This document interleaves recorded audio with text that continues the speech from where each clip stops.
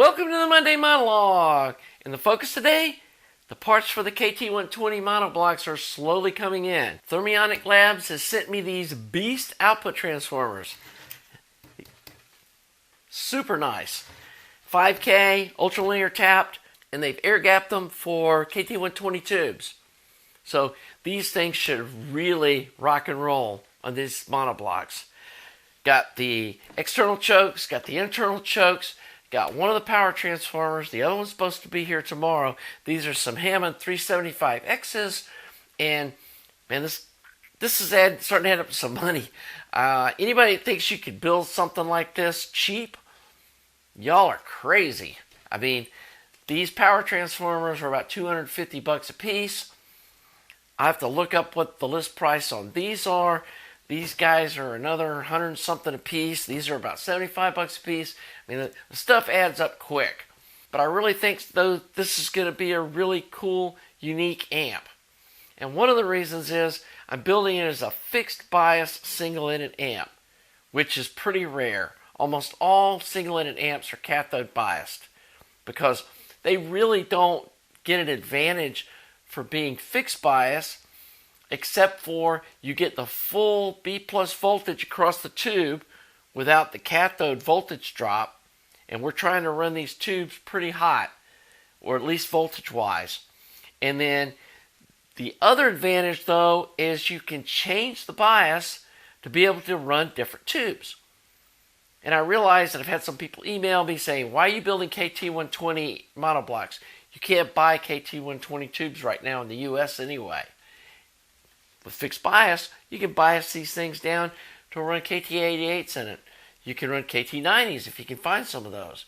You can run KT77s. Probably even be able to run EL34s, 687s, KT66s. All those tubes are going to be on the table just by twisting the bias on it. Sort of like how the R8, you can use EL34s or KT88s. Same idea here.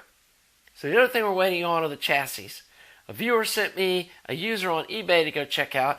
He showed he had a couple of these aluminum and wood chassis that looked perfect for this build. So I bought them, paid him for them. Said, it's going to be delivered in a couple of weeks. Well, now I got a notice that it's going to be the end of the month before they get here.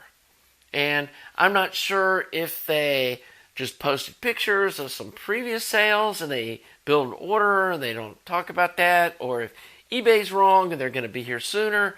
But sometimes that's the deal with dealing with these kind of boutique, small cottage businesses, is things take a lot longer than you expect. And I get it. Sometimes, projects that I think are going to be pretty quick take a lot longer. So it is what it is.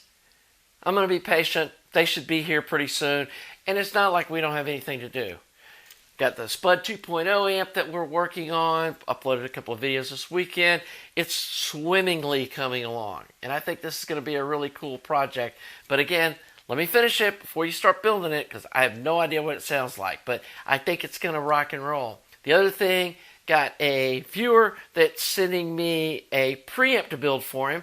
He's fabricating the chassis. He's sending me all the parts. And I think he had planned to build this thing. And he said, he got all the parts a year ago and just hadn't gotten around to it. And he's going to donate it to the channel for us to watch a preamp getting built.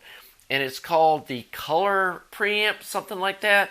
It's supposed to be made to go between like a DAC and a solid state power amp to give it some tube flavor. And so I put a link in the description below to the website describing that preamp. And hopefully that'll be a cool project. I know preamps are super popular. I know Dolly likes them too. And so I think that'll be a great thing to do on the channel. Got a MuseShare X7. I think I showed you that somebody sent me that I need to repair the bias thing on and then do a full review and a mod series on it. Got somebody else that sent me, I think it's called a Billy 11. It's like a solid state, kind of boutique, expensive amp. It was about $2,000. That's got a couple of tubes for the preamp stage of it. And he said that everything works good except the phono stage is crazy noisy. And I don't know what the deal with that is either. Got to check that out, but we'll do a full review on that thing too. So again, we're not lacking for stuff to do. Got lots of projects on the table. The other thing, back to the KT120s, how do you measure the bias? And I bought these little millivolt meters a couple of years ago for a project, and I never ended up using them. I think I showed them on the channel, and people are like, no, those won't fit the theme. They look too modern, and you're building this vintage-looking amp. So we went another direction. So I've got these left over. They measure from 0 to 200 millivolts. Put a 10 ohm resistor on the cathode of the power tube. We'll be able to measure with millivolts the milliamps of current to set the bias, which will be perfect. But in reading the instructions, it warns not to share a ground with the power supply for this meter and the current being measured or the voltage being measured. And then trying to get clean DC to run a meter like this out of a, tube power amp was going to, be a bunch of extra stuff to put in there. And then I started thinking, this thing runs on 7 to 12 volts, just run it off a 9-volt battery. It's not going to be on much. The only time it's going to be on is when you push the button to measure the bias. And you let go of the button, it turns off. And there's only one tube to measure, so there's no switching back and forth. It's just a on-off, momentary contact button. So I think that's going to be super simple. Just hook a 9-volt battery up to this, then hook the other wires up to ground, the cathode of the tube. We're ready to go. And we can measure it. I don't think this will look great on the front, though, especially when it's off most of the time. So we're probably going to try to find somewhere on the top plate to put it. The other thing, these guys warned me, don't take the bells off these transformers. They said it'll affect the air gap or something, and just leave them alone. So they're white. I think we're going to paint these Hammond transformers with the bells all white too, with the silver hardware, and make them all match.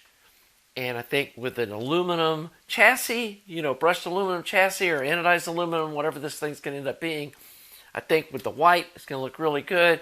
And then this black meter with the black on the sides, I think all of that's going to look good together. So it's going to be a cool looking amp too. So anyway, hope you're enjoying the content on the channel. Hope you're looking forward to these projects as much as I am. And I know I'm really excited. I can't wait to get building on this. This is something I've wanted to do for a long time.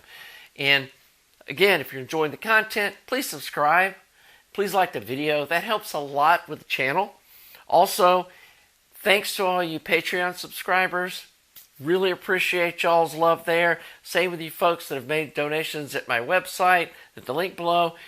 That super helps me afford to be able to buy stuff like this, to build cool amps for you guys to watch me work on.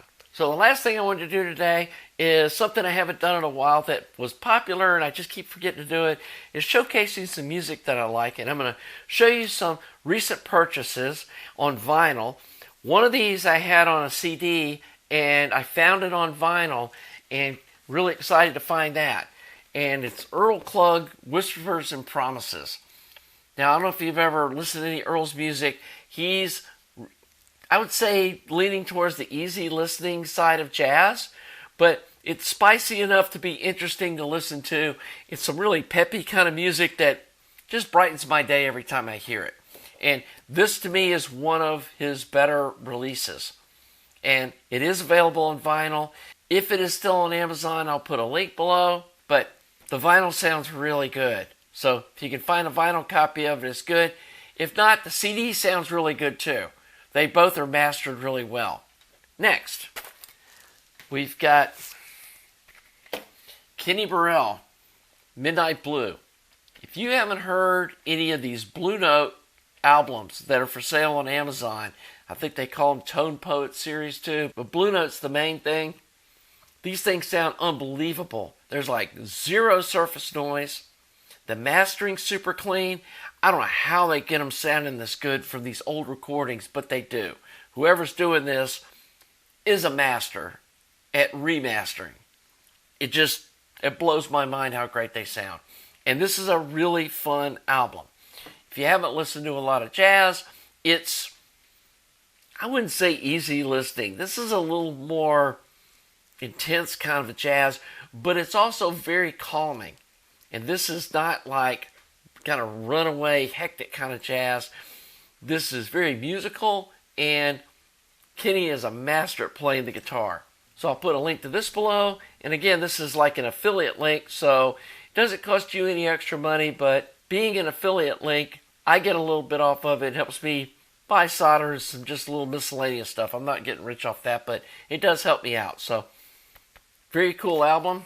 Last one is Greene, Idle Moments.